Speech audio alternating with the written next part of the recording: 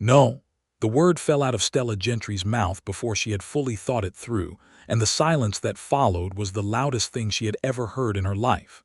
It swallowed the crackle of the fireplace, the distant lowing of cattle outside, the wind scraping dry sage against the window pane of Dexter Holloway's front parlor. It swallowed everything except the look on his face. He did not shout. That was what undid her. Men who shouted were easy to dismiss. Dexter Holloway simply stood there in the amber lamplight, hat in both hands, and he looked at her with those dark, steady eyes that had always seen through every wall she had ever built, and he said it quietly, almost gently, which made it 10 times worse. "Stella, my children are going to be disappointed." She felt the truth of it like a blade slipping between her ribs, not because he was manipulating her, and not because he was playing some cruel game. He said it because it was simply and completely true, and they both knew it. Ada and Caleb Holloway, 7 and 9 years old respectively, had been drawing her pictures for 2 months. They had saved her a seat at every Sunday supper. Ada had told the preacher's wife that Miss Gentry was going to be their new mama, and the preacher's wife had told half of Redemption Creek before the week was out. Stella turned away from him because she could not look at his face and hold her ground at the same time, and holding her ground was the only thing standing between her and the worst mistake of her life, or the best one. She genuinely could not tell any more, and that terrified her more than anything the Wyoming territory had ever thrown at her. "That is not fair," she said, her voice barely above a whisper. "No," Dexter agreed softly, "it is not." And that was the moment she knew she was in serious trouble, because a man who admitted he was being unfair and kept standing there anyway was a man who was not bluffing. Dexter Holloway was not bluffing. He never had been, not from the very first day she had arrived in Redemption Creek with a single trunk and a lie she was still carrying. That lie was the reason she had said no. That lie was the reason she was standing in his parlor with her heart tearing itself in half. And if she was going to do this story any justice, she had to go back to the beginning of it, to the dust and the desperation and the moment she had stepped off the Cheyenne stage and looked out at the high Wyoming plains and thought, with a kind of wild, reckless hope, that maybe a woman could start over here. Maybe the past did not follow a person all the way to the edge of the world. She had been wrong about that, of course, but she had not been wrong about everything. It was April of 1883 when Stella Gentry arrived in Redemption Creek, Wyoming territory, with $34, a false name, and a story she had rehearsed so many times it almost felt real. Her actual name was, in fact, Stella Gentry. That part was true. Most of the other parts were more complicated. She had come from Abilene, Kansas, where she had spent 3 years working as a seamstress and bookkeeper for a dry goods merchant named Harold Fitch.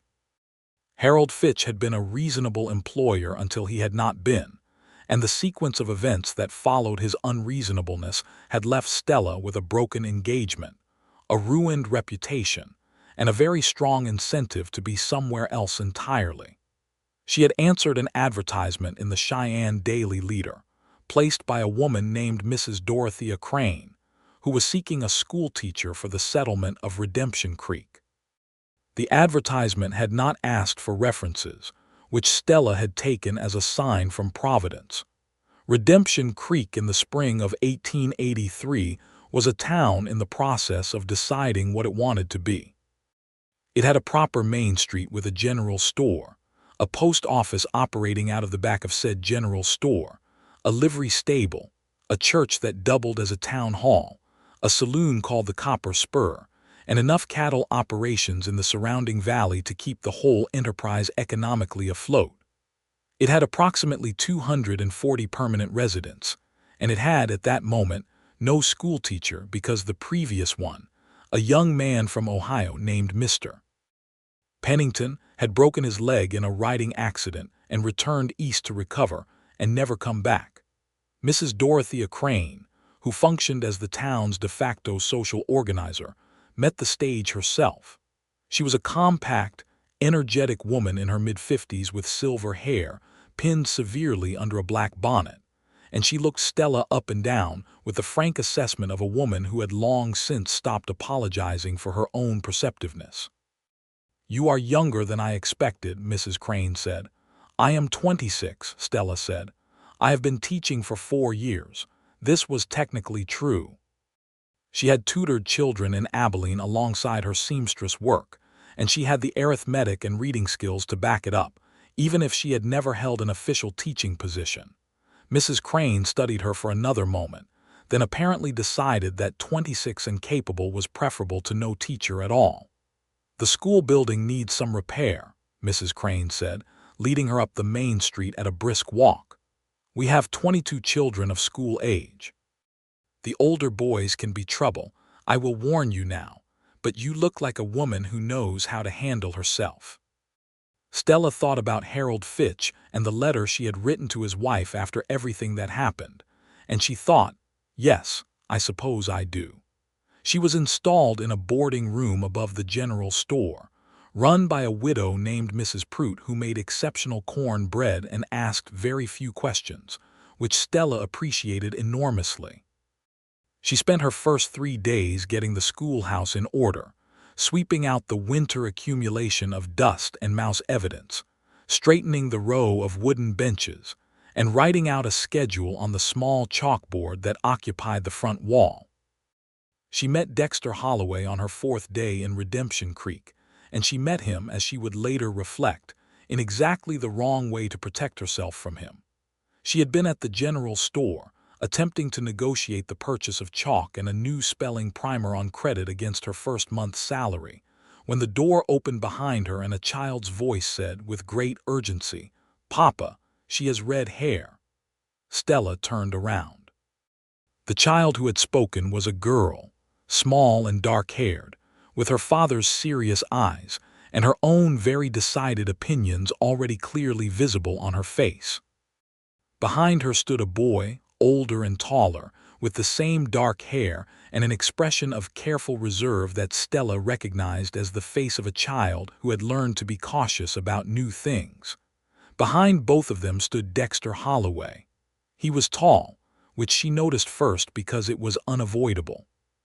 He had the kind of build that came from actual physical labor rather than ambition, broad through the shoulders, with forearms that suggested he worked alongside his ranch hands rather than merely directing them. His face was weathered and lean, not handsome in the polished way she associated with men who knew they were handsome, but deeply and specifically attractive in a way that had more to do with character than symmetry. He had dark hair going slightly silver at the temples, which she guessed put him somewhere around 35, though he could have been younger and simply worked hard. His eyes were the color of good coffee, and they were, in her professional assessment, extraordinarily alert. He was also looking at her with an expression of such startled, immediate attention that she felt her own face go slightly warm, which was an inconvenient reaction to a stranger. "Ada," he said, with the measured patience of a man who had said variations of this many times, "we do not comment on people's appearances upon first meeting them." "But Papa," Ada said, with the air of someone making a completely reasonable point, "you said the new teacher had arrived and I have been wondering what she looks like, and now I know." Stella looked at the girl and felt an involuntary smile pull at her mouth. "It is red," she confirmed. "I cannot argue with the observation." Ada looked at her with sudden, wide-eyed delight. "Do you like it? I think I should like to have red hair." "Ada," the boy said, in the tone of an older sibling performing the sacred duty of being embarrassed by a younger one. "Caleb," Ada said, in the tone of a younger sibling who found this entirely irrelevant. Dexter Holloway stepped forward and extended his hand, and Stella Gentry shook it, which was not the custom for men and women in 1883, generally speaking, but neither of them seemed to notice or care because they were both already looking at each other with the kind of attention that tends to precede the demolition of social conventions. "Dexter Holloway," he said. "I run the Double H Ranch 5 miles east. These are my children, Caleb and Ada." "Stella Gentry," she said. "The new school teacher." "I know," he said. "The whole town knows. And there was something in the way he said it, not gossipy, not leering, simply informative, that told her he was a straightforward man who said what he meant and expected the same in return. That was, as it turned out, both his best quality and his most dangerous one, at least where Stella Gentry was concerned. The first weeks of school were exhilarating and exhausting in equal measure. Mrs. Crane had not exaggerated about the older boys. There were 3 of them, aged 14 to 16, who had clearly decided that the new teacher's youth and femininity were an invitation to test every boundary she had. Stella dispatched this particular challenge on her second day by assigning the ringleader, a broad-shouldered boy named Gus Whitmore, a mathematics problem so complex that it took him the rest of the afternoon to solve it, and then congratulating him so genuinely on his success that he spent the following week trying to impress her rather than undermine her. Ada Holloway was in the first reader group, which meant she sat in the front row and asked questions at a frequency that reminded Stella of a telegraph machine. Caleb was in the third reader group, quiet and careful, and showed a remarkable aptitude for history that Stella encouraged with every book she could beg, borrow, or order through the post office. Dexter brought his children to school himself on most mornings, arriving at the schoolhouse door in a wagon that he drove with the same economical competence he seemed to bring to everything. He was not, she noticed, a man who lingered. He dropped off his children, exchanged a few words with Stella about practical matters, schedules and lessons, and whether Ada had been trouble the day before, and then he drove away. He did not flirt. He did not find excuses to remain. He treated her with a respect that was so matter-of-fact it was almost its own kind of intimacy. She found herself looking forward to those brief morning exchanges in a way she refused, for several weeks, to examine too carefully. In the meantime, she was learning Redemption Creek the way you learn any small settlement in the Wyoming Territory in 1883, which is to say in layers, some of them pleasant and some of them less so. The pleasant layers included the community potluck suppers that happened on the first Sunday of each month, at which the cooking was genuinely extraordinary, and the social intelligence on display was fascinating. Mrs. Crane held court with the authority of a general. The livery owner, a Cherokee man named Samuel Twofeathers who had come north from Indian Territory 2 decades earlier, was the person most people went to when they needed actual practical advice rather than social advice. And he had a quiet dignity that commanded respect, even from the people who were not inclined to give it freely. The post office operator, a young woman named Nettie Walsh, became Stella's first real friend in town, mostly because Nettie was constitutionally incapable of dishonesty and Stella, who was living with a lie, found honest people extraordinarily refreshing. The less pleasant layers included the fact that Redemption Creek had recently had trouble with a land speculator out of Cheyenne named Bernard Culp, who had been attempting to acquire grazing rights through legal maneuvers that most of the ranchers considered somewhere between fraudulent and outright predatory. Dexter Holloway was one of the primary targets, because the Double H sat on the best water access in the valley. The tension this created was a constant low hum under the town's surface, the kind of trouble that had not yet broken into open conflict but was clearly building towards something. Stella heard about this in pieces, from Mrs. Pruitt over breakfast, from Nettie Walsh at the post office, from Mrs. Crane at the school board meeting where Stella was formally confirmed as teacher and given her first month's salary. She heard Dexter Holloway's name in these conversations with a frequency that told her he was important to this community in ways that went beyond his acreage and his cattle. What she heard was that he was a man people trusted. Not a man people feared, not a man people flattered or avoided, but a man people trusted, which was in her experience the rarest of the 3. He had been widowed 4 years earlier. His wife, Martha, had died of a fever that had swept through the valley the summer of 1879, and she had taken with her a great deal of the easy warmth that, according to everyone who mentioned it, had been very naturally part of Dexter Holloway before. He was not harsh or bitter, not the way loss made some men. He was simply quieter, more careful. He had 2 children to raise and a ranch to run, and he had put his head down and done both of those things with a competence that Stella found, against her will, deeply moving. She had not been looking for a man. She wanted to be very clear about this, at least to herself.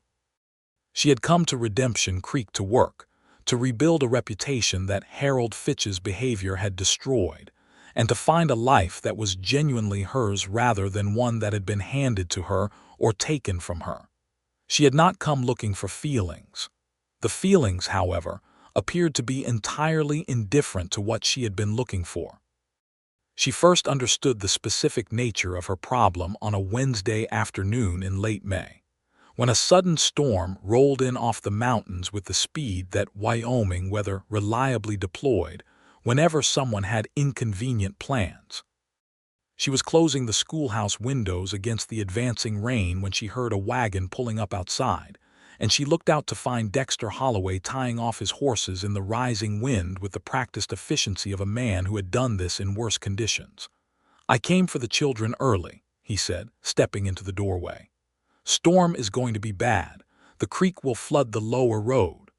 "They are already getting their things," Stella said. She hesitated, looking out at the sky, which had gone the particular shade of yellow-green that experienced plains dwellers found alarming. "How bad?" "Bad enough," he said. He looked at her with that direct, assessing quality and then said, "You should not stay here alone. The building is not solid against a serious storm. Come to the ranch." She opened her mouth to say no, which was both the practical thing and the self-protective thing, and then a crack of lightning hit the ridge behind the school so close that the thunder arrived almost simultaneously.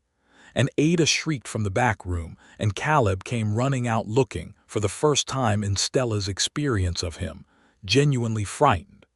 She went to the ranch. The Double H was everything the name implied. A serious cattle operation built over the course of about 20 years, with a main house that had been added onto in stages, and now had the rambling, organic quality of something that had grown to fit the people living in it rather than been designed for them. It was not elegant, but it was solid and warm. And when Dexter got the horses in, and the children inside and the fire built up, the storm outside became less a threat and more a dramatic backdrop. Stella stood in his kitchen and watched him make coffee with the same economical competence he brought to everything, and she thought, with a clarity that was almost painful, that this was a dangerous situation. Not because of the storm. "You do not have to be uncomfortable," he said, without turning around. "I am not uncomfortable," she said. He turned then and looked at her with that direct gaze, and she had the distinct impression he did not believe her. "You are sitting about as far from the fire as it is possible to sit in this room," he observed. She was, in fact, perched on a stool near the door. She moved to the chair by the fire without speaking, because arguing would have required a good argument, and she did not have one. Ada appeared immediately and climbed onto the arm of Stella's chair as if this were a completely ordinary thing to do, and began explaining the detailed taxonomy of her doll collection, which Stella listened to with genuine interest because Ada's explanation of things was always interesting. Caleb sat across from them with a book, and the storm raged outside, and Dexter moved between the kitchen and the main room with the quiet purposefulness of a man who had been running a household on his own for 4 years. And Stella sat in the warmth of it all and felt something shift inside her that she had been keeping very carefully in place for a long time. They ate supper together, which had not been the plan but became inevitable as the storm extended past the dinner hour. Dexter cooked beans and cornbread and sliced cold venison from the previous day, and it was simple food and good food, and they ate it at a table that had clearly been built for more people than were currently using it, a wide table with 6 chairs, 2 of which were always empty. "Miss Gentry is going to teach us about the Revolution next week," Ada announced, apropos of very little around a mouthful of cornbread. "Do not speak with your mouth full," Dexter said. "Which revolution?" Caleb asked. "The American one," Ada said, after swallowing with great ceremony. "There are multiple. Miss Gentry said so." "Miss Gentry is correct," Dexter said, and looked across the table at Stella with a brief, warm expression that he quickly returned to neutral, as if he had not intended to show her that. She felt it anyway. After supper, after the children had been sent to bed over Ada's protests, which were elaborate and creative and ultimately unsuccessful, Stella helped clear the table and Dexter washed the dishes in the basin by the kitchen window, and they stood side by side in the lamplight with the storm still drumming on the roof and talked. Just talked. About the school and the children, about the land speculator and the water rights, about where she had grown up, which was outside Wichita, Kansas, on a farm, and about where he had come from, which was Missouri, and the path that had brought him west. She did not tell him about Harold Fitch. She told herself it was not relevant, which was half true. The other half was that she was not ready to see the look in his eyes change. "You are good with them," he said at one point. "Caleb especially. He has been quieter since his mother passed, more internal. He was talking about ancient Rome last week in a way I have not heard him talk about anything for a while." Stella felt the weight of those words settle into her chest. "He has a remarkable mind," she said. "He makes connections between things that most children do not see until they are much older." "Martha was like that," Dexter said, and there was no self-pity in it, just acknowledgement, the way you might note that the sky was clear. He said it, and then he was quiet for a moment, and then he moved on, and she thought that was one of the things she admired about him most, the way he carried grief without being defined by it. The storm eased enough by 10 o'clock that the road was passable, and Dexter drove her back to the boarding house with a lantern and a practical no-nonsense manner that made absolutely clear he expected nothing from her except a safe return, which she found both reassuring and, in some deeply unreasonable part of herself, slightly disappointing. She lay awake that night for a long time, listening to the rain taper off and the frogs begin in the creek, and she had a conversation with herself that was not entirely comfortable. She had a secret. It was not a small one. If it came out, and secrets had a way of coming out in small towns, it would undo everything she had built here. And if something was growing between her and Dexter Holloway, which she was no longer able to honestly deny, then the secret became not just her problem but a trap she was building for both of them. She made a decision that night, lying in Mrs. Pruitt's boarding room with the rain dripping from the eaves. She would be careful. She would be the best teacher Redemption Creek had ever had. She would be kind to his children and respectful to him, and she would not allow anything to go further than it had already gone, because that was the only honest thing she could offer. She kept this resolution for approximately 3 weeks. In late June, Dexter Holloway asked her if she would like to ride out and see the northern part of the valley, which was, he said, particularly beautiful at that time of year when the meadow grass was up and the wildflowers had come in. He said it casually, the way you might issue an invitation to the whole town, and then he said, with the faintest trace of color in his face which she found devastating, that he thought she might find it useful for a nature lesson with the students. "The nature lesson justification," she said, before she could stop herself. He looked at her with a sudden, startled expression that broke into a real smile, the first fully unguarded smile she had seen from him, and it transformed his face entirely.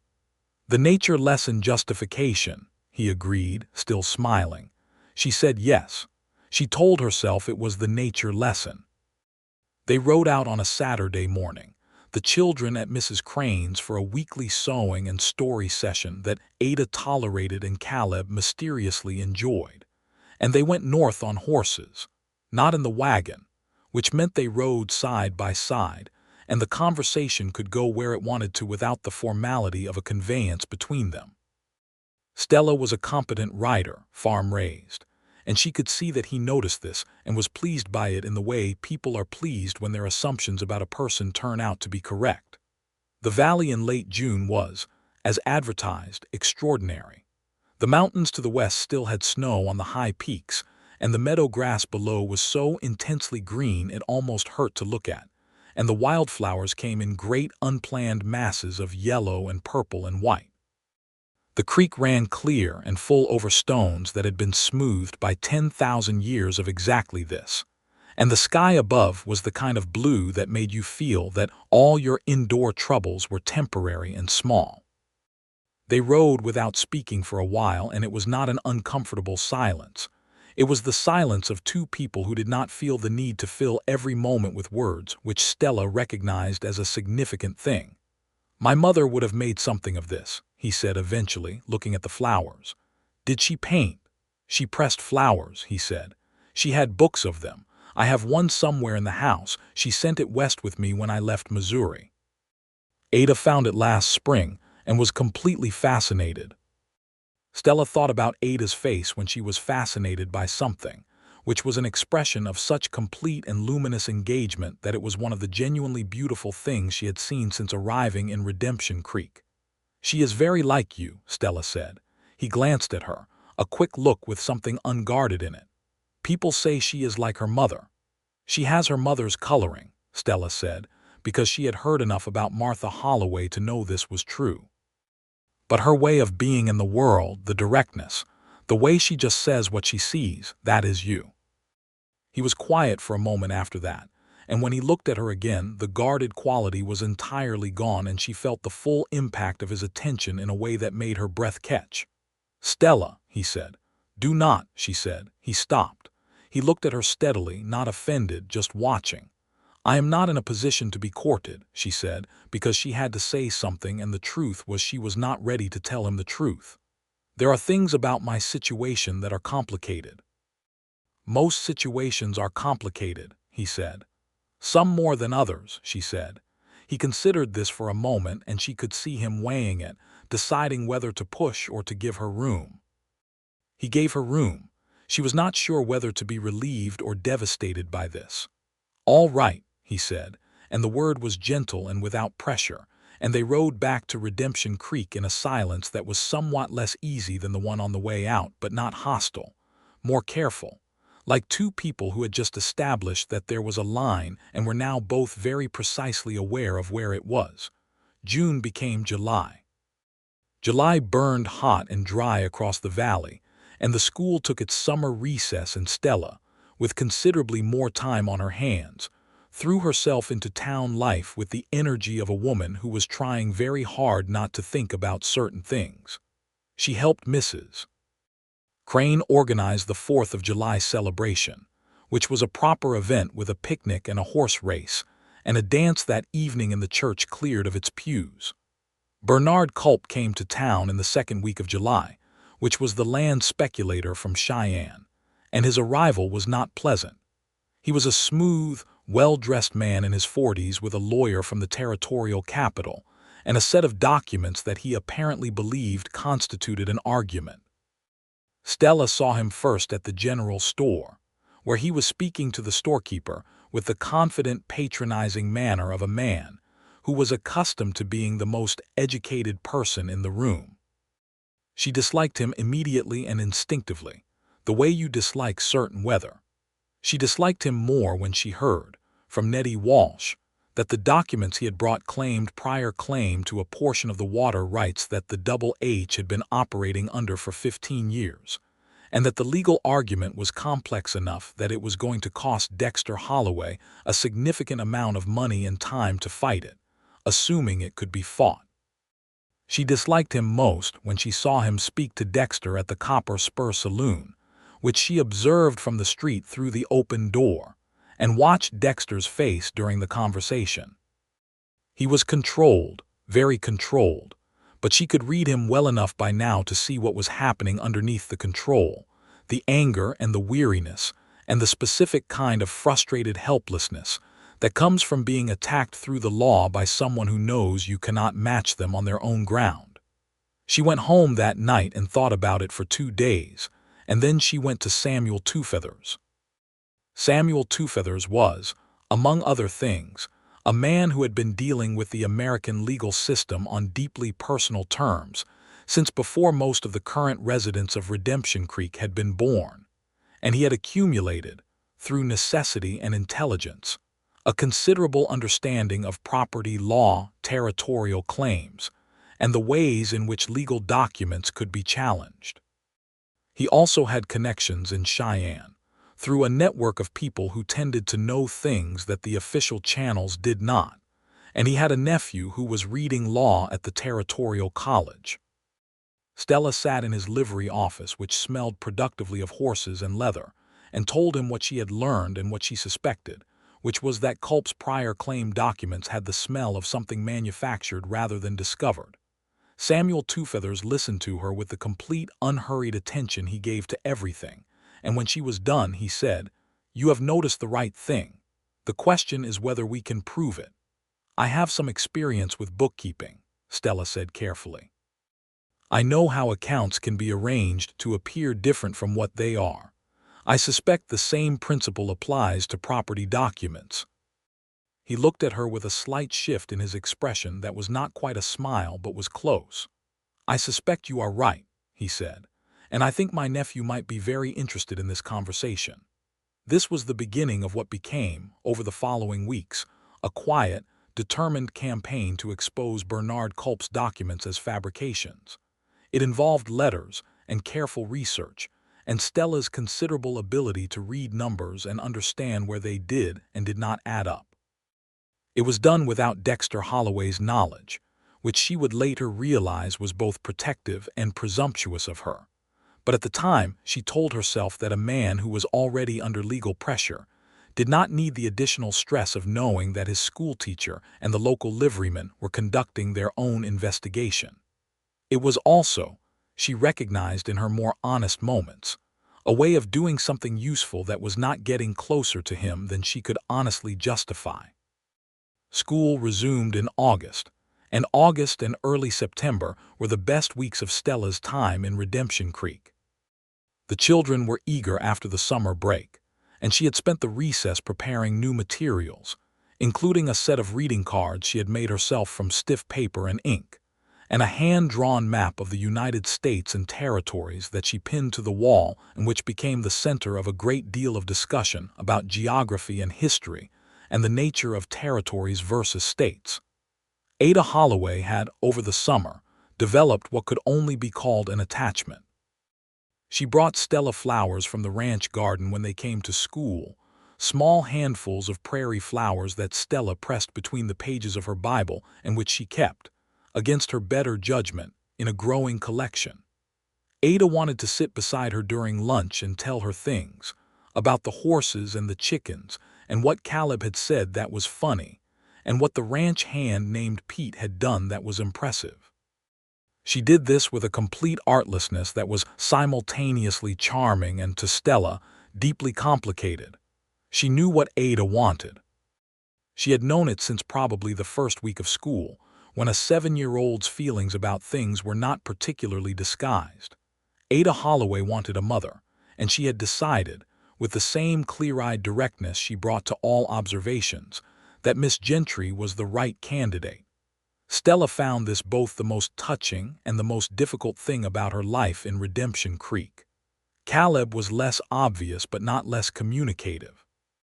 He started lending her books, which was his equivalent of Ada's flowers.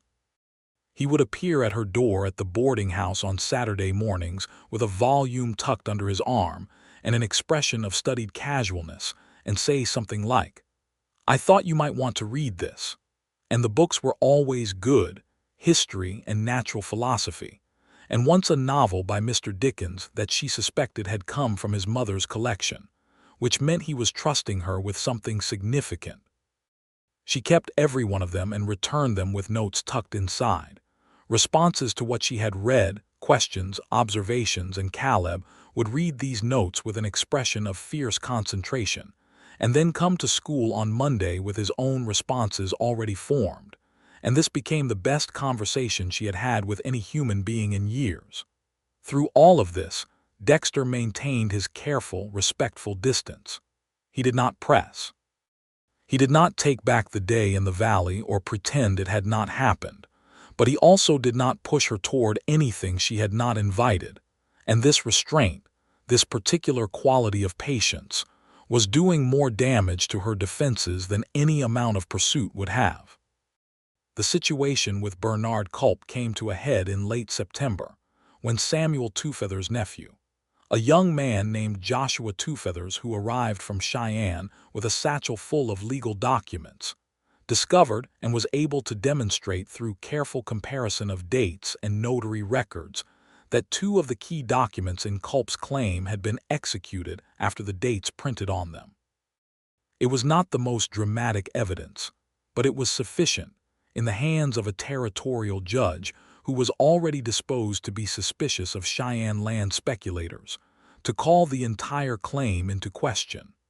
There was a hearing before the county judge that happened, somewhat theatrically, in the church that also served as the town hall.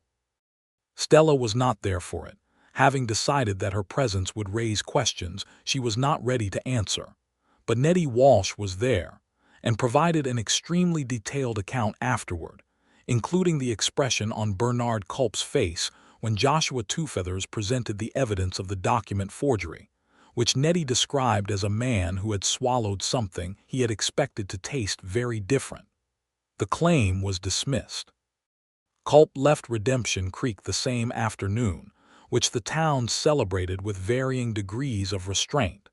Dexter came to the schoolhouse that evening. She was still there, straightening the room after the day's lessons, and she heard his boots on the step and knew it was him before she turned around. He stood in the doorway with the late light behind him, and he looked at her with an expression she had not seen on his face before. "Joshua Twofeathers told me you were the one who identified the document problem," he said. She turned back to the chalkboard and wiped it carefully. "Samuel and Joshua did the actual legal work. Stella." She stopped wiping the board. There was a quality to his voice when he said her name that reliably demolished her capacity for evasion. "I did not want you to be worrying about two things at once," she said. He crossed the room slowly and stood behind her, not close enough to be improper by the standards of 1883, but close enough that she was very aware of him, and he said very quietly, "Will you tell me now what the complicated things are?" She closed her eyes for a moment. The chalkboard was clean. She had nothing to do with her hands. "There was a man in Abilene," she said. She told him the truth of it, all of it. Harold Fitch, who had been her employer, who had made unwanted advances that she had refused, and who had responded to that refusal by telling his wife and his customers and his social circle that Stella had been the aggressor, that she had attempted to seduce him, that he had been the one to refuse her. It was a lie constructed with the careful architecture of a man who knew that society would believe him over her, and it had worked precisely as designed. Her engagement to a young man she had genuinely cared for had dissolved.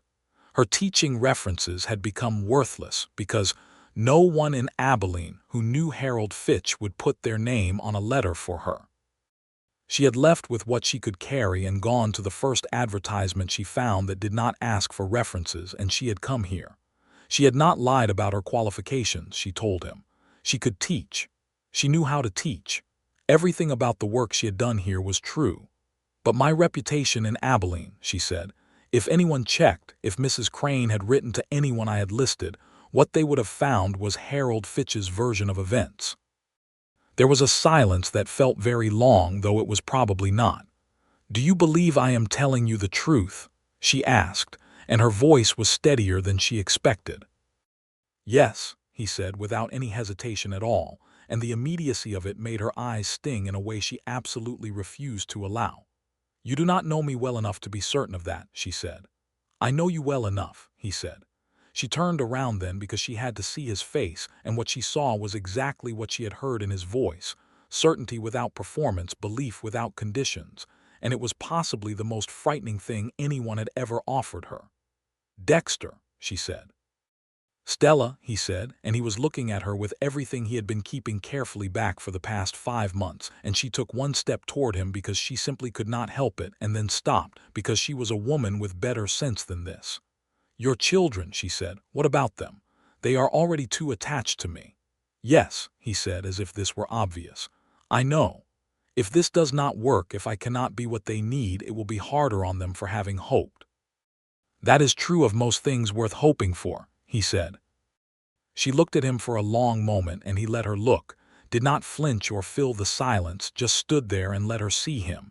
And she thought that this was what she had been afraid of from the beginning, not that he would be unworthy of her trust, but that he would be completely worthy of it, because that was so much harder to refuse than the alternative. All right, she said, but slowly and honestly. Those are the only speeds I know, he said, and the corner of his mouth lifted, not quite a smile, and she felt something settle in her chest that had been moving around since April. October in the Wyoming territory was a revelation. The aspen turned gold on the mountain slopes, and the mornings arrived with a sharpness that was either crisp or brutal depending on your relationship with it. And Stella found she liked it, this particular honesty of the Wyoming climate, the way it told you exactly what it was without apology. She and Dexter walked out together on Sunday afternoons, which was a formal enough arrangement that Mrs. Crane approved and informal enough that it did not require a chaperone, and they talked. They talked about everything. She found that talking to Dexter Holloway was unlike talking to almost anyone she had known before, because he listened the way he watched, with his full attention and without preformed conclusions, and he responded to what she actually said rather than what he expected her to say. She learned things about him on those Sunday walks that filled in the spaces she had been trying not to look at. He had come west in 1871 with Martha, newly married and deeply in love with the idea of land that was genuinely theirs. He had built the Double H from almost nothing, through years of work that he described with characteristic brevity, meaning she understood it was hard and he was not interested in sympathy for it. He had been happy in his marriage. He said this directly and without sentiment, and losing Martha had broken something in him that had taken years to begin to mend. I was not looking for anyone, he told her one afternoon, which was almost exactly what she had told herself in April, and she recognized the parallel and felt something warm and ironic turn over in her chest. Nor was I, she said. He looked at her sideways, with that brief, warm expression he had been allowing more frequently. We were remarkably unsuccessful at that. Remarkably, she agreed. Ada was openly delighted by the Sunday walks, which she referred to as Papa's and Miss Gentry's visits, in a tone of someone who considered the desired outcome already established and was simply being patient.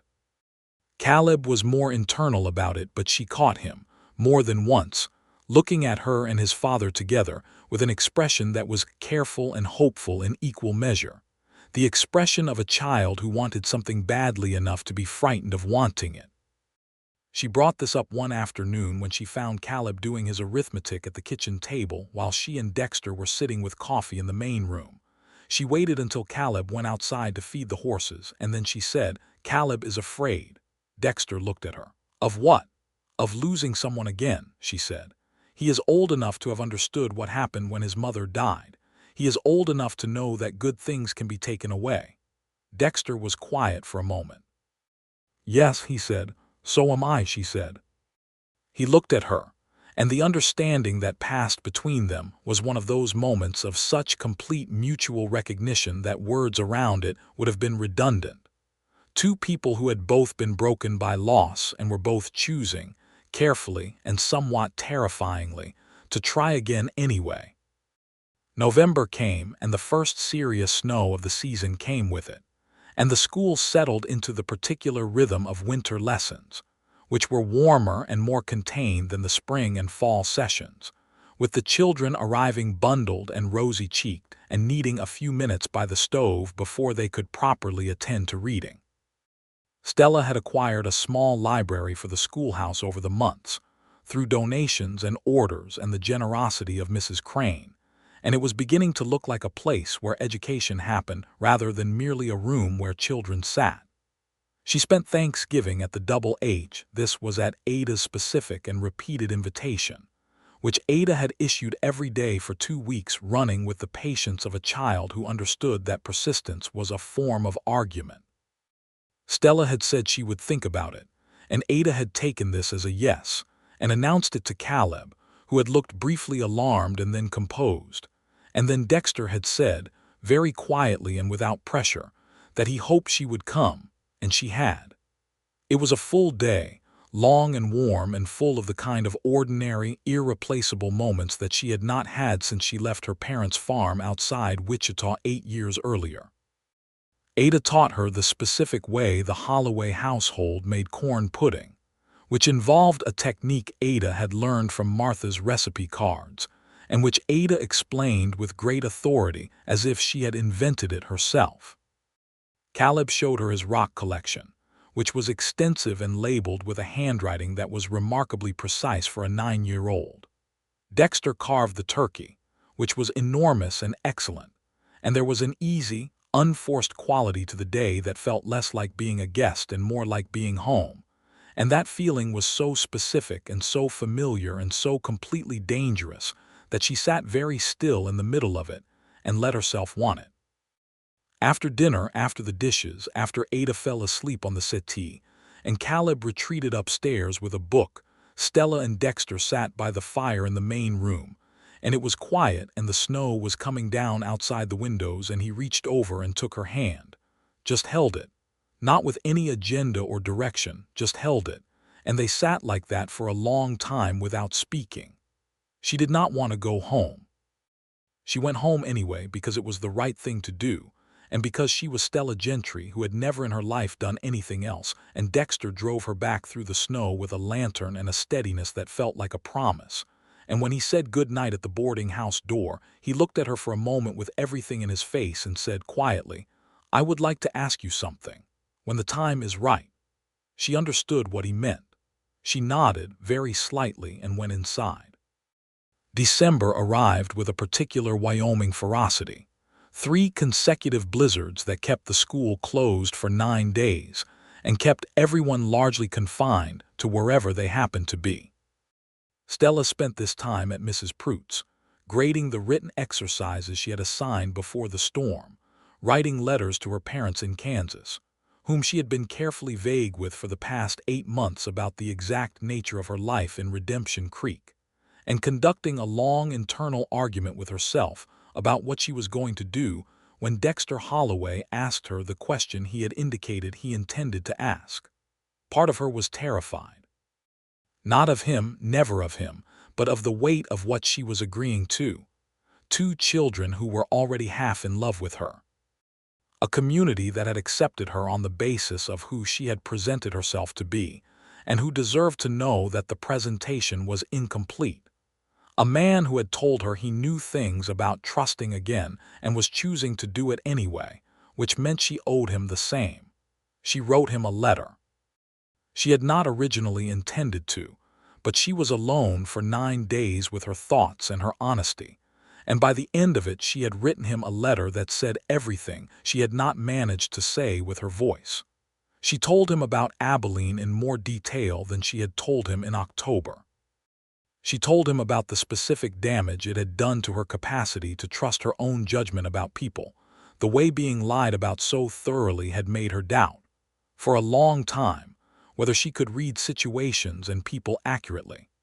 She told him that she had been afraid since she arrived in Redemption Creek, that she was making the same mistake again, seeing something in someone that was not there, wanting something that was going to hurt her. And she told him, because the snow was coming down and she was alone and she had stopped lying to herself, that she did not believe she was making a mistake about him. She gave him the letter when the storm cleared and he came to collect the children's back assignments, and she handed it to him at the schoolhouse door with the composed expression she used when she was not allowing herself to think about what she was doing, and he took it with a gravity that told her he understood exactly what she was handing him. He read it in his study, alone, the same afternoon. She knew this because Ada reported it, with Ada's complete unawareness of tact, at school 2 days later, saying that Papa had sat in his study for a long time reading a letter, and then had sat for even longer after that, not reading anything, just looking at the window. Stella got through the school day with full marks for composure, she thought, and then went home and sat on her bed and held her own hands for a few minutes. He came to the school on Friday evening, after the children were gone. He came in and he stood across the room from her and he said, "I want to say something and I need you to let me say the whole of it before you respond." "All right," she said. "I fell in love with you somewhere around the 3rd week of May," he said, "when you told Gus Whitmore that getting the right answer was not the important part and watching him figure out how to want to try was, and he believed you, and I watched you understand that he believed you and not make a performance of it. I have been trying to find the right moment to tell you this since approximately that afternoon." She stood very still. "The letter you gave me," he said, "tells me things about your past that I already believed about your present, which is that you are an honest person in a world that was not honest with you, and that you chose honesty anyway, and that is, in my experience, the rarest and most valuable thing a person can be." He stopped. He looked at her. "I have Ada and Caleb," he said, "and they matter more to me than anything else on this earth, and if you come into our lives in the way I am hoping you will, they will be part of what you are taking on, and I know that is not a small thing, and I would never pretend it is." "I know," she said. "And I know that you came here to build something for yourself," he said, "and I would never ask you to give that up, the work and the school and the life you are making, and I want you to know that asking you this does not mean any of that has to stop." "Dexter," she said. "I am not finished," he said, and there was the faintest hint of a smile at the corner of his mouth. She pressed her own mouth together to keep from smiling. "Stella Gentry," he said, "I would like very much to marry you, if you are willing." She looked at him for a long moment, this man who had been patient with her for 9 months, who had listened to her, who had trusted her with his children and his house and the quiet truth of his life, and she felt the full, enormous weight of what she was being offered, and underneath the weight she felt something she had not let herself feel since before Harold Fitch and Abilene and all of that, which was simply happiness, uncomplicated and immediate, waiting to be accepted. "Yes," she said, "I am willing." He crossed the room, and she met him halfway, which seemed exactly right, and he kissed her once, gently, with all the restraint of a man who had been practicing restraint for 9 months, and was not going to abandon it now, and it was possibly the most purely affectionate gesture anyone had ever directed at her, and she thought, with a clarity she had not felt in years, that she was exactly where she was supposed to be. She told him about the letter she had written to Harold Fitch's wife, the letter she had sent before leaving Abilene, that had told Mrs. Fitch the truth of what had happened.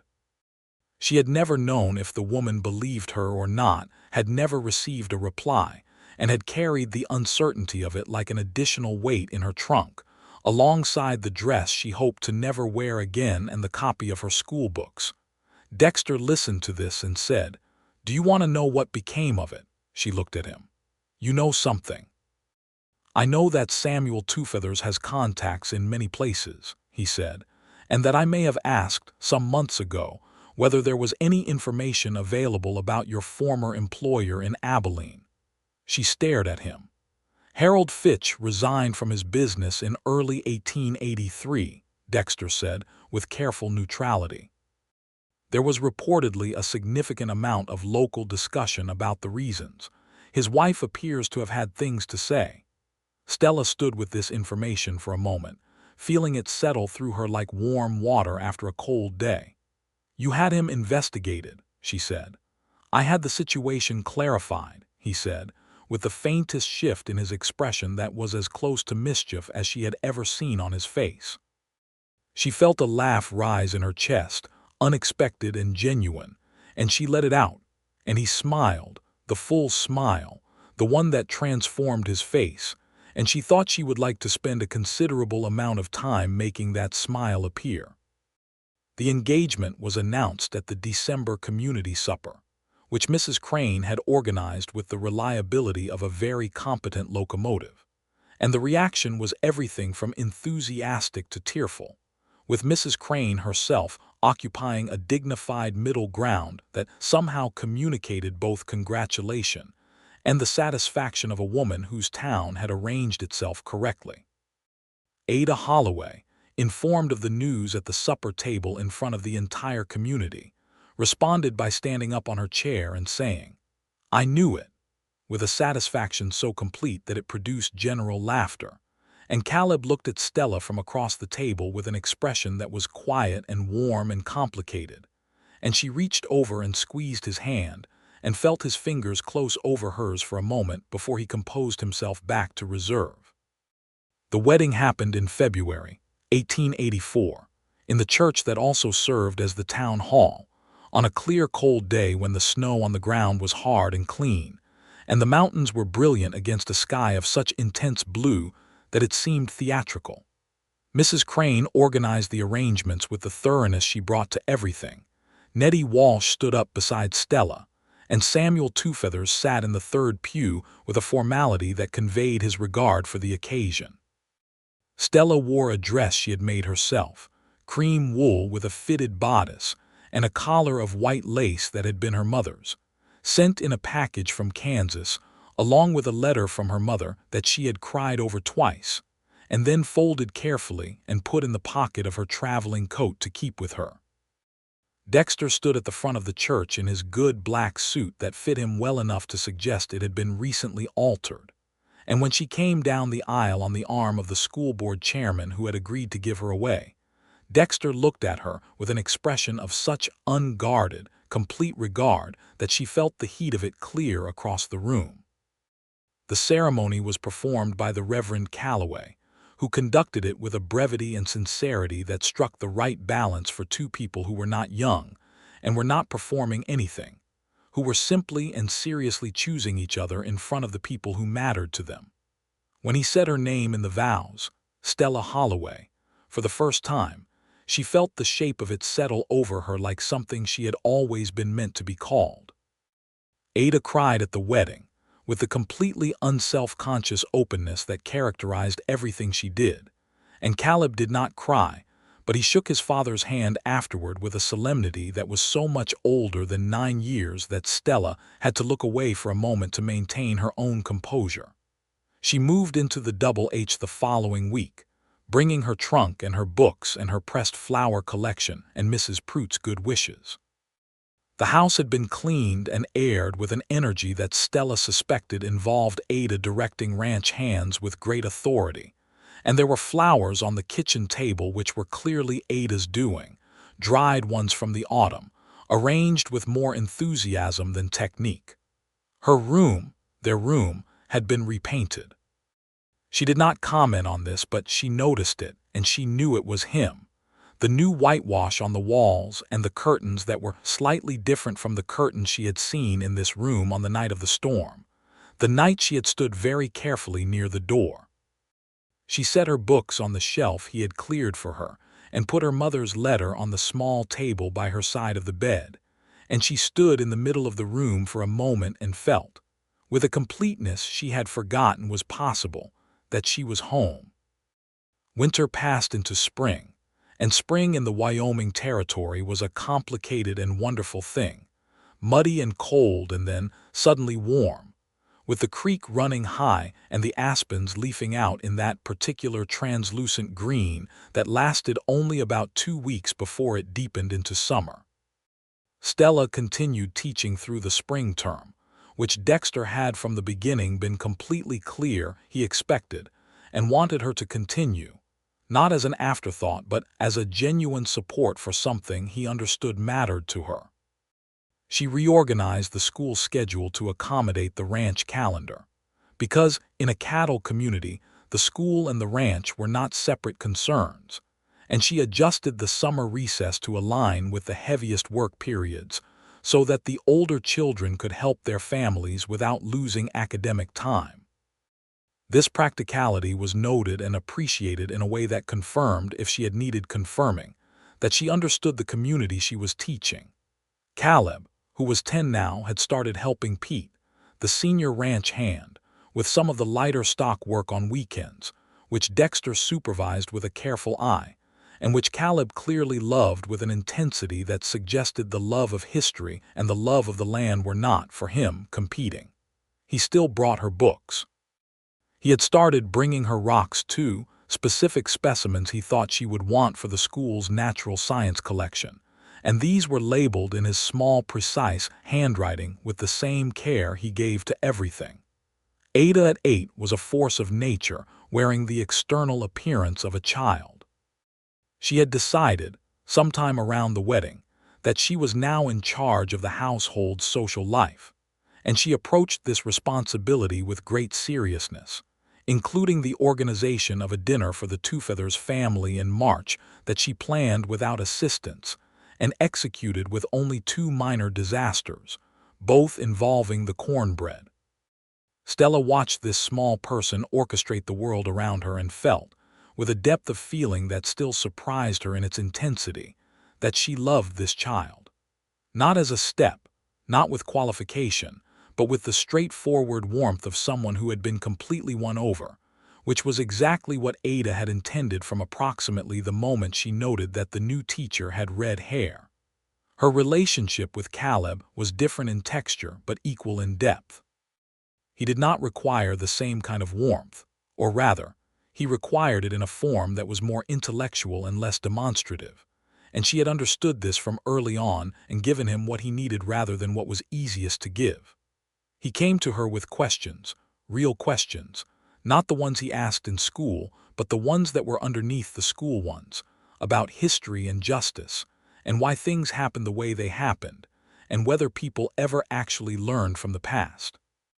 She answered him honestly, including when the honest answer was that she did not know, and this honesty seemed to be the specific currency he needed from her. He started calling her Stella instead of Miss Gentry sometime in May, and then one morning in June, when she was packing his lunch for school and he was late because he had been tending a horse that was favoring one foot, he said, in passing, without ceremony, "Thank you, Mama," and kept walking. And Stella stood holding the lunch tin for approximately 30 seconds before she put it down and pressed both hands flat on the kitchen table and took a very careful breath. She did not make anything of it when he came back through the kitchen. She handed him the tin and told him he would need to ride fast to make the bell, and he nodded and went. And that evening she told Dexter, quietly, and his face did something so private and complete that she felt she had been given a gift she had not known to ask for. Ada had been calling her Mama since the wedding, as casually as if she had always done it, which was entirely consistent with Ada's approach to the universe. Summer 1884 was the best summer of Stella's adult life, and she was old enough and had experienced enough to know it as it was happening rather than only in retrospect, which she considered the best possible way to live. The ranch was doing well, the water rights secured, the herd in good condition after a mild winter. Dexter had taken on 2 additional hands, which meant he was at the house somewhat more and in the saddle somewhat less, and this additional presence was not something either of them had needed to adjust to because they had, she thought, been fitting around each other with an easiness from the beginning that some people spent decades looking for. She found that marriage to Dexter Holloway was, fundamentally, a conversation that did not stop. He talked to her about the ranch, and she talked to him about the school, and they talked about the children and about books, and about the world beyond the valley, the political arguments happening in the territorial capital about statehood, and about the railroad's continued advance into the territory, and about the broader question, which she found important and he agreed was important, of what the West was becoming as it was settled, and whether settling it was destroying the things about it that made it worth coming to in the first place. On this last question, Samuel Twofeathers had the most direct and honest perspective, having watched the destruction of multiple things he valued from a proximity that most of Redemption Creek had not shared. Stella had this conversation with him more than once, directly and without the softening that some people applied to difficult subjects, and his honesty about it informed how she taught, what she included in her lessons, what she said to children about the history of the land they were living on. She was not naive about what had happened to the people who had called this territory home before the settlers arrived. She made sure her students were not naive about it either, which created occasional friction with parents who would have preferred a softer account, and which she navigated with Dexter's support and the backing of Mrs. Crane, who was, under her somewhat imperious surface, a woman of genuine principle. In October of 1884, Stella realized she was expecting a child.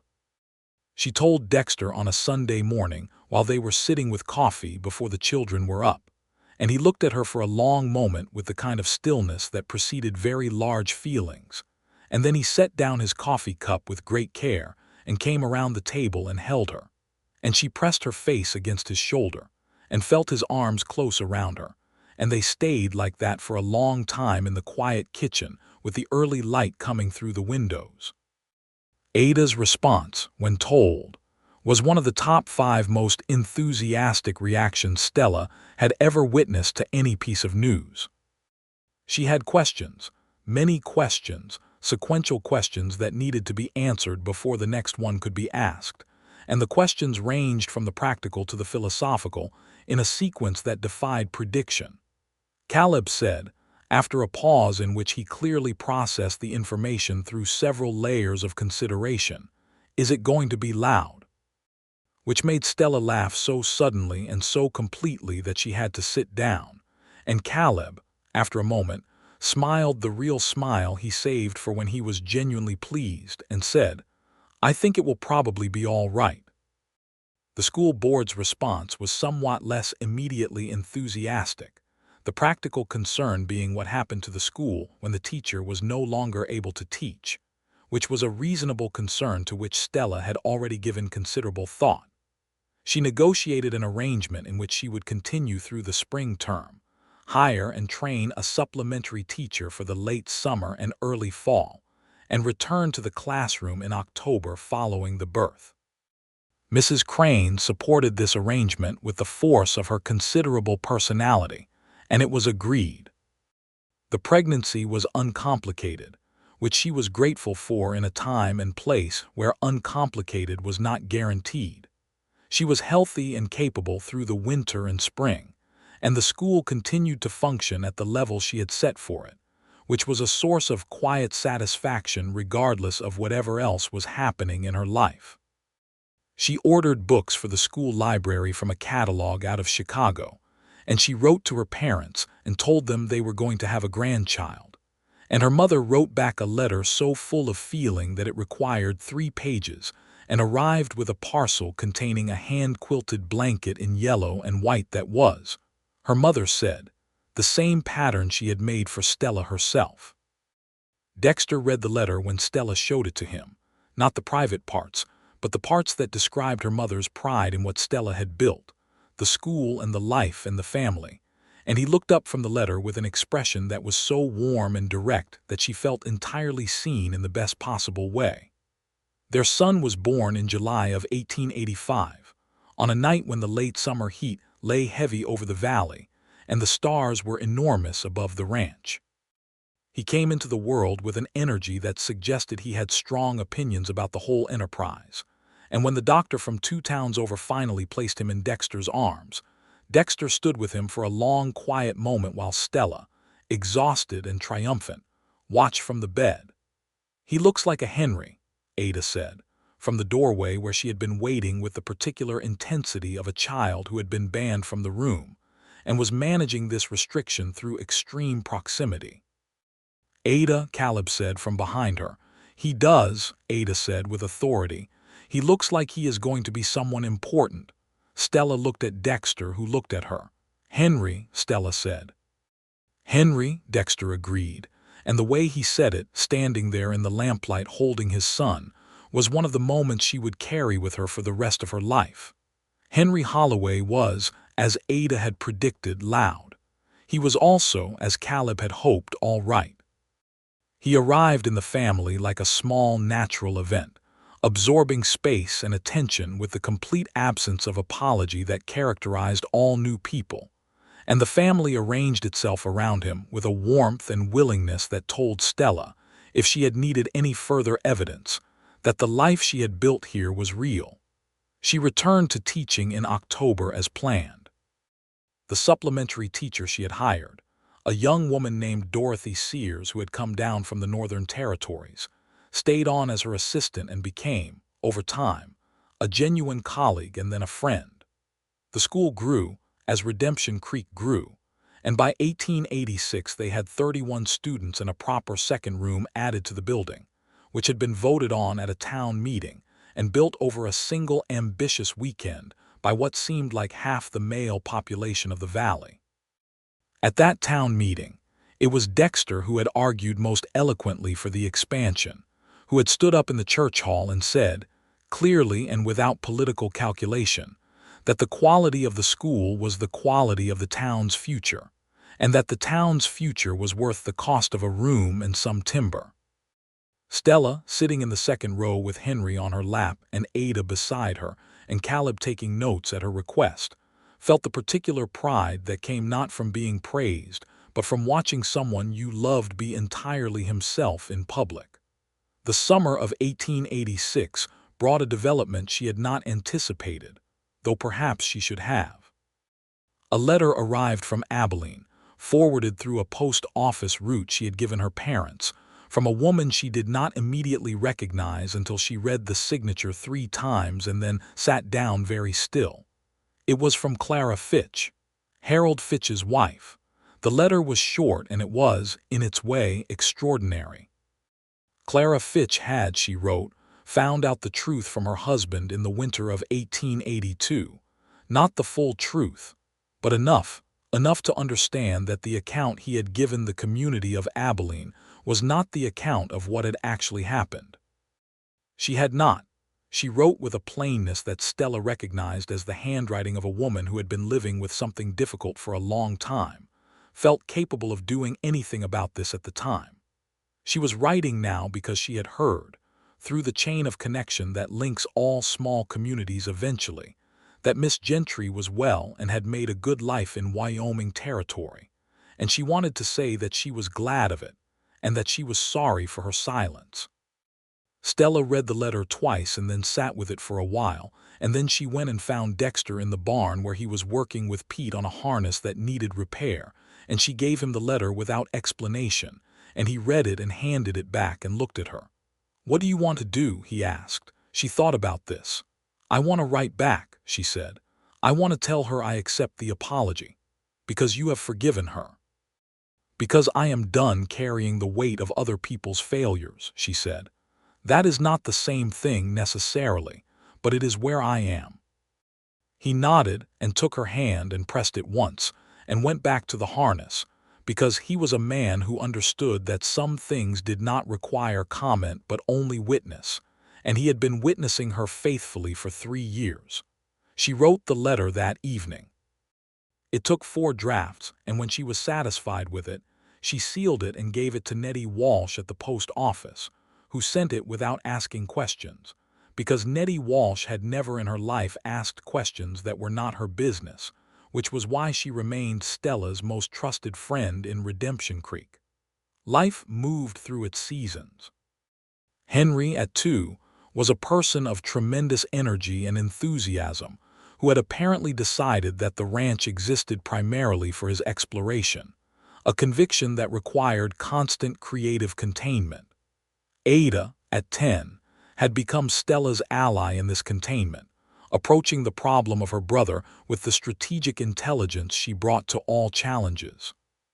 Caleb, at 12, had adopted a tone with Henry that was simultaneously exasperated and protective, which Stella recognized as the precise tone of someone who loved something very much and was not going to say so.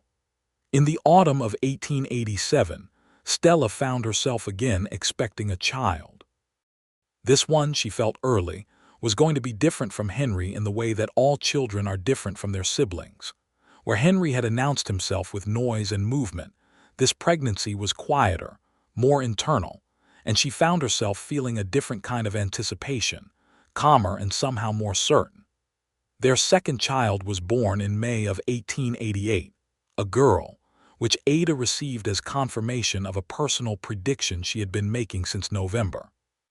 They named her Margaret, after Dexter's mother, and she arrived with the particular composed alertness of a person who has shown up and intends to observe everything carefully before committing to a position.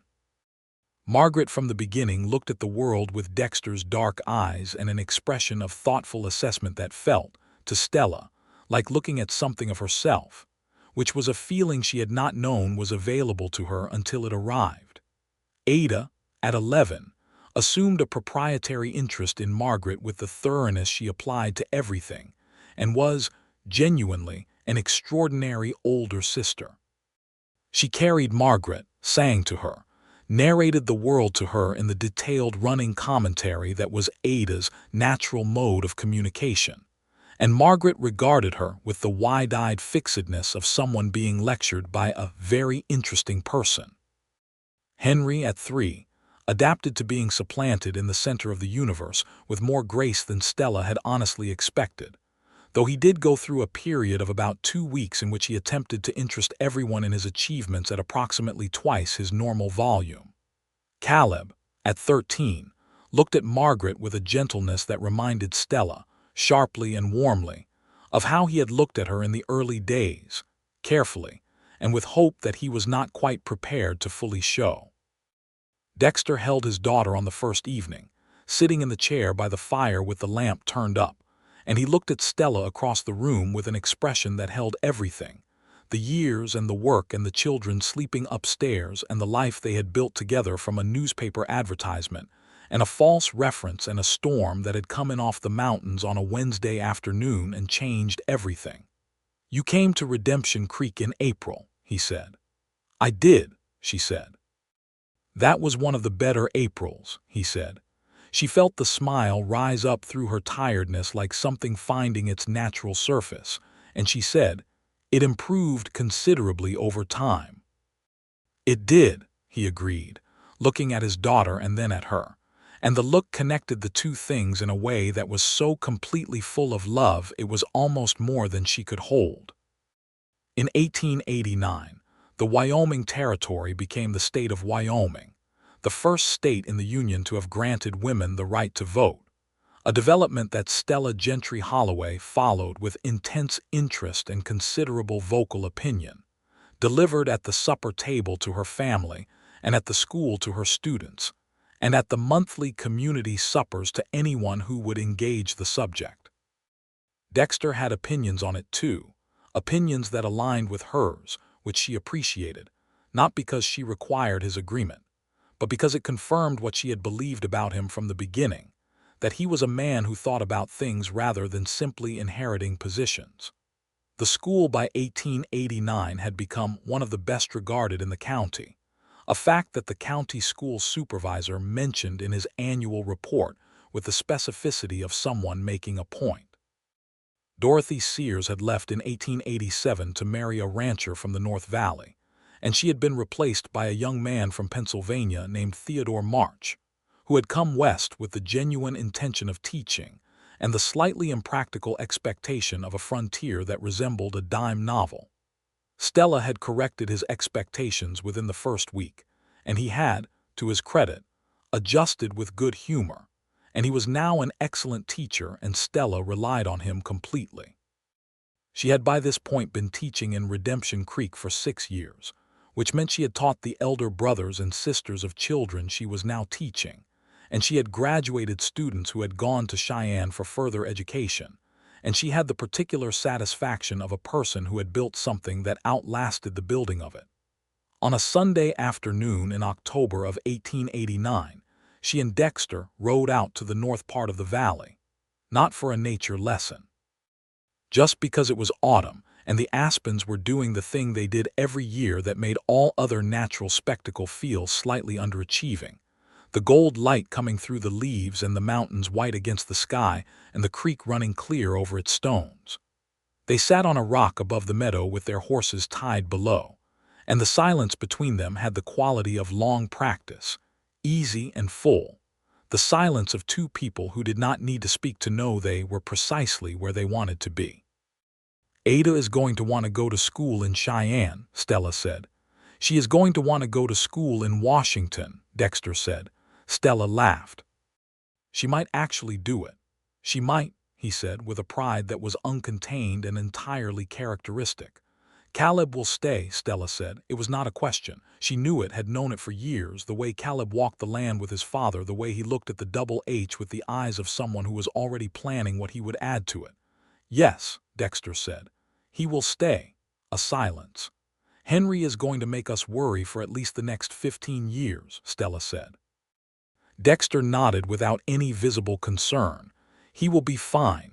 You do not know that. I know he has your stubbornness and my judgment, which is a combination that will eventually sort itself out. She looked at him. Are you calling me stubborn? I am observing, he said, with a look that was so exactly like Ada's expression when making a completely reasonable point that she felt the laughter come up again, sharp and warm. And Margaret, she said when it had settled. Margaret, he said, and the word was so complete in his mouth, so full of a specific tenderness that she felt it somewhere in her chest. She is going to ask harder questions than any of the others, Stella said. She is going to ask harder questions than most people, Dexter said. She gets that from you. Stella looked out at the valley, at the gold light through the aspen leaves and the mountains and the creek and the ranch below, the smoke from the chimney rising straight up in the still air, and she thought about the woman who had arrived here in April of 1883 with $34 and a secret she was not sure she would ever be able to put down. She had put it down. Not all at once, not without difficulty, but in pieces, and each piece she had set aside had made room for something else, for trust and for teaching and for the particular gift of being known rather than merely accepted. She had refused an invitation once, she thought. Standing in Dexter Holloway's parlor in the autumn of 1883, with his serious dark eyes on her face and his words hanging between them, and she had said no because she was afraid of what yes would cost her. He had told her his children would be disappointed, and she had known it was true, and that truth had sat in her like a stone for the rest of that evening. She had driven home and lain awake, and she had known, listening to the frogs in the creek, that the stone was not the weight of an obligation but the weight of something she wanted, the very specific shape of the life that was being offered, 2 children and a man and a house and a valley, and the chance to be something she had given up believing she could be in Abilene. The yes she had eventually said had not been to the question he asked in that parlor, which was about a dinner, a simple Sunday dinner. The yes she had eventually said was to everything the dinner pointed toward, all of it, the difficulty and the beauty and the weight and the warmth, and she had said it standing in a schoolroom with chalk dust on her hands and the late light through the windows and the full, complicated truth of herself finally present in the room. I should have said yes the first time, she said. Dexter looked at her, the question in his eyes. In the parlor, she said, when you asked me to dinner and I said no. He was quiet for a moment. You were not ready. I wasted 3 months. You spent 3 months getting there, he said. That is different. She looked at him, this man who had waited and not pushed and had told her his children would be disappointed with a gentleness that had undone her more thoroughly than any argument, and she felt the love of him so directly and completely that it was almost physical, like the sun coming through the aspens, warm and immediate and entirely real. I love you, she said. I know, he said, and the smile was there, the full one, the one she had been making appear for 6 years and intended to go on making appear for however many years were given to them. That is not a satisfying response, she said. I love you, he said, still smiling. I have loved you since the 3rd week of May, 1883, as previously stated. The record stands. She leaned her shoulder against his, and they sat together in the October light above the valley, and the aspens were gold and the mountains were white, and below them the Double H Ranch sent its thread of smoke straight up into the clear Wyoming sky, and her children were in that house, 4 of them now, different from each other in every way that mattered and bound together by every way that also mattered, and this was her life. Not the life she had planned in Abilene, Not the life she had imagined when she stepped off the stage in Redemption Creek with a lie in her pocket and hope in her chest. Something different. Something built from the materials of who she actually was, with the partnership of a man who had wanted to know who she actually was, and the enormous good fortune of landing in a place that had, over time, become genuinely hers. She thought about writing to her parents tonight. She thought about asking Dorothy Sears and her husband for supper next week. She thought about the history lesson she was planning for Thursday, about Wyoming statehood, and what she was going to say to her students about voting and about women, and about what it meant to have a voice in the future of the place you called home. She thought about all of this with the pleasant, unurgent quality of a person whose life had enough room in it for thinking. The sun moved down the sky and the light changed, going from gold to something warmer, and Dexter stood and offered his hand, and she took it, and they walked down to the horses, and he held hers while she mounted, a gesture he had made 100 times, and they rode back down toward the ranch in the evening light, side by side, through the valley that was theirs. Redemption Creek was quiet in the way that small settlements are quiet at the end of a day, not empty but settled. The business of the day concluded, and the lamps coming up in the windows one by one. The church spire caught the last light and held it for a moment, and the main street was still, and somewhere behind the general store, Nettie Walsh was closing up the post office for the evening. They rode through without stopping, turning east on the road to the ranch, and the first stars were appearing above the mountains, and the cold was coming down with the dark, the clean Wyoming cold that came every autumn like a reminder of what this land was and always would be, magnificent and uncompromising and entirely itself. She had been afraid of it once. She was not afraid of it now. She was home. Henry was in the yard when they rode in, trying to get the barn cat to chase a piece of string, with an energy that suggested the afternoon had done nothing to reduce his store of enthusiasm. Ada was visible through the kitchen window, clearly in conversation with Caleb, hands moving with the expressiveness she never bothered to restrain. And Margaret, who was 18 months old and had recently discovered independent locomotion, was on the porch under the supervision of Pete, who was sitting in the porch chair with the expression of a man who had been asked to watch something small and was taking the assignment with full seriousness. Dexter lifted Margaret as he came up the steps, and she grabbed his face with both hands in her customary greeting, which he endured with perfect patience, and Stella came up behind him and touched Margaret's back, and felt her daughter turn toward her with the complete and uncalculating recognition of a child for the person who belonged to her. "Supper," Ada called from the kitchen, with the authority of someone who had been organizing household logistics since she was approximately 6 years old. They went inside. The kitchen was warm and lit and full of the smell of food and the noise of children, and Dexter set Margaret down and she walked, 3 steps and a grab for the table, and everyone watched her with the collective attention of a family for whom this particular person's mobility was still recent news. And when she made it to the chair and looked up with an expression of complete self-satisfaction, Ada cheered and Henry cheered louder, because volume was his primary mode of expression, and Caleb said, "Good work, Margaret," with the quiet sincerity he reserved for things he genuinely meant. Stella stood in the doorway and looked at all of them, her husband and her 4 children, and the life that had been built here out of everything she had been and everything she had been afraid of being and everything she had chosen, and she felt a gratitude so complete and so specific that it was almost like an ache. Almost, but not quite, because an ache points toward something missing, and there was nothing missing here, not anymore, not for a long time. She walked into the kitchen and sat down at the table, and the supper began.